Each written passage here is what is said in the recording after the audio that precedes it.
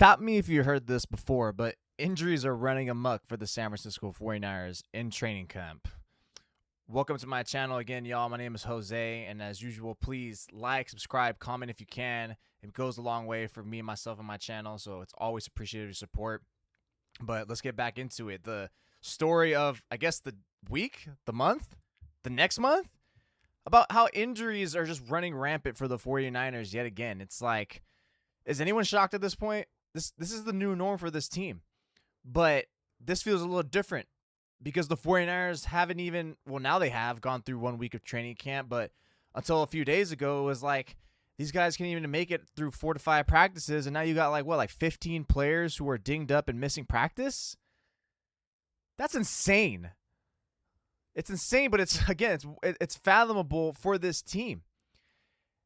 And all these injuries, you got Mike Evans, the latest one. He has a quad strain. It's probably not a big deal just holding him out. So if he misses 2 to 3 practices, who cares? He's the one who can do it. But you don't want him to miss too much because that's going to be detrimental with his rapport with Brock Purdy. They need to get that down. This is the time where you do it. You got rookie Dejon Stribling, also out. Hamstring tightness, I believe. Hamstring strain. Soft tissue injuries. He's got the carnitas.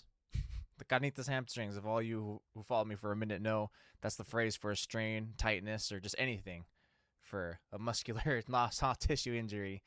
And then you got rookie Kalen Black, who's supposed to take some reps from Jordan James after Fred Warner Superman punched Jordan James in the ribs and fractured them. So he's out. And you got Kalen Black, who's supposed to take those reps. But now he's hurt because of an abductor strain. Malik Mustafa also has carnitas hamstring. The list goes on. You know, those are just some of the notable ones. And you would think that considering the 49ers are one of the older teams in the NFL that, okay, like half their older players are going to go down out for the count. I mean, Mike Evans, right? Christian Kirk even before or after day one. But a lot of these injuries right now are not singling out anyone. There is no favoritism. They have no bias. They have no stereotype. They're just going after everyone, which is what's leading the crockpots, the quacks out there to be like, it's the substation again, guys. These are the injuries. We tried to tell you. And it's like, shut up. Like, are you serious right now? Yeah, the substation. I'm sure even though that's been there for years and years, all of a sudden it's a problem. It's just funny because why are we blaming that? Why are people blaming that when there's one, maybe not the blaming purposeful reason, but there's one that's way more logical and that would make sense, and that's blaming the training staff. And I'm looking at the head of sports medicine and Dustin Little.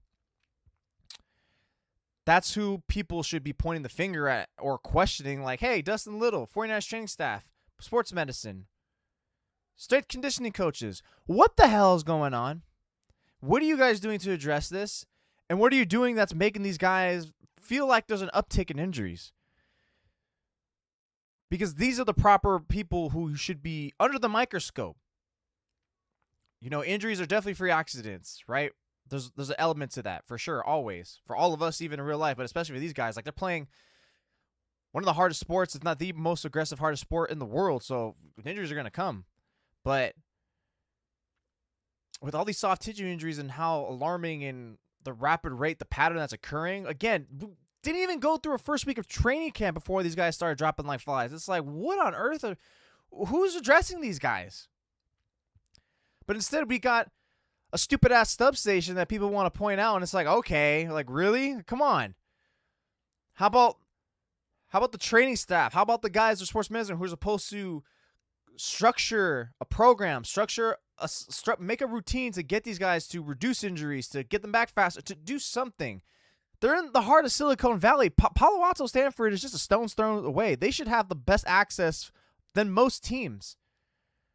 So if this guy's not getting the job done, if these guys aren't getting the job done, cut bait with them. I'm sure there's another group that you're willing to see that can do a better job, even if it's just 10%. That could probably save you a few players from injury. At least you're trying. You're doing something. Because right now, this whole, it's just a whole sport, or letting these quacks go on with the substation theory is ridiculous. Now, to keep the training staff a little on the realistic end, like, we're not going to blame them. I'm not going to blame them for torn ACLs, broken bones, right? Like, concussions. Those are all freak accidents. You know, we're not going to blame no one for that. But the soft tissue ones, calves, quads, hammies, abductor strains, I'm looking at you guys 1,000%. And in case you don't think that they're really necessarily a big part of the blame, then just look at the 2026 NFL Players Association report card. If you're unaware what that is, for the last like 4 to 5 years, the NFLPA has been releasing a survey, a report card essentially, from all the players, anonymous, of all 32 teams. And it's been broken down into 8 to 10 categories. It's a lot more now in the last 2 years, but it's give or take 10 to 12 around there, something like that, of categories where players, most of, if not all the players, will vote on, or grade each team on their category, and then it gets released and it gets broken down into a ranking. This year, the NFL tried to suppress it, but thankfully, someone from ESPN, forgive me for not sourcing your name, I'm so sorry, you did a magnificent job in getting this information, but release that report card. I even covered it on 49ers on SI, where the 49ers, their report card grades have actually, for ever since this came out, have always been pretty solid. Like ownership, coaching staff, general manager, those have always been like top 8 in the league, which is great for Kyle Shanahan, Jed York, and John Lynch. However, what tends to always, especially this past year, was bad grade is when it came to training staff and training room, they gave them a C- on both. That's the worst combination of 2 grades for those 2 categories of all the teams. There might be one like the Dallas Cowboys that had like training room as like D or D+, and their training staff was a C, so maybe that averages out as C-. Okay, fine, whatever. Still, the combination of that being the 2 combined 2 lowest grades, that the players are literally saying, hey, we think this is a low-level staff. What's going on? And I think that was addressed to John Lynch like back in March during the owners' meeting maybe. And I think for the most part, they kind of just talked about revamping their training room, which they have. Cool, good. Your training room is probably, maybe now if they were to get surveyed right now, maybe it's a B. But what about your staff?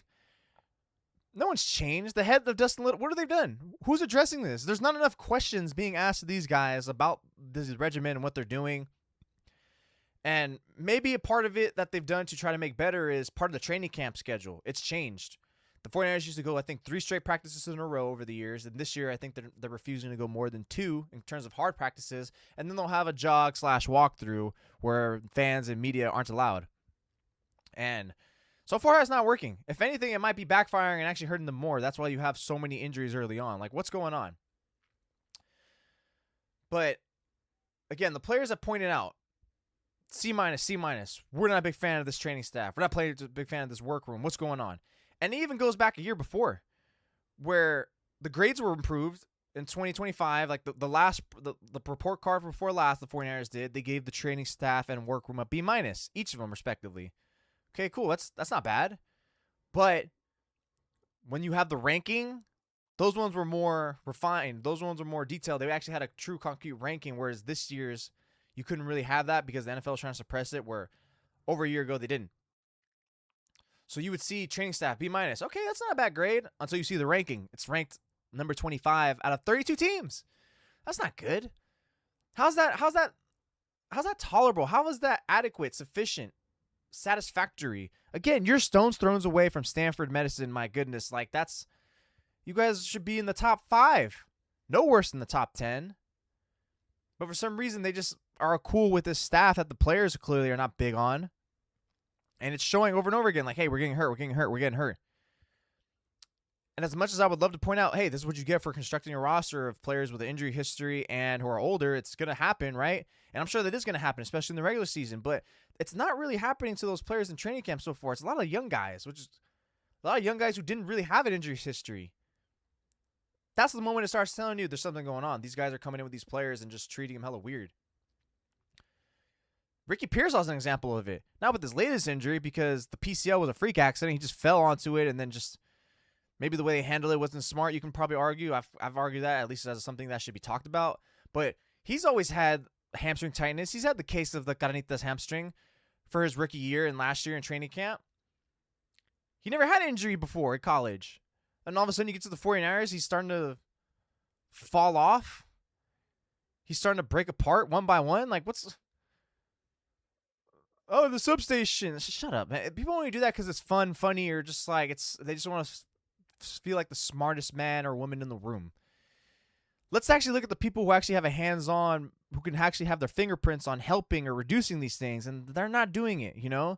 It's like with our own health, right? We're non-athletes, professional. Like, we get sick or we heard something. It's like, hey, I don't really feel like this is the right way. We go to second opinions. All of a sudden, we go to different outlets or different hospital, whatever, and we see better. And just like, oh, these guys are better. What do you know?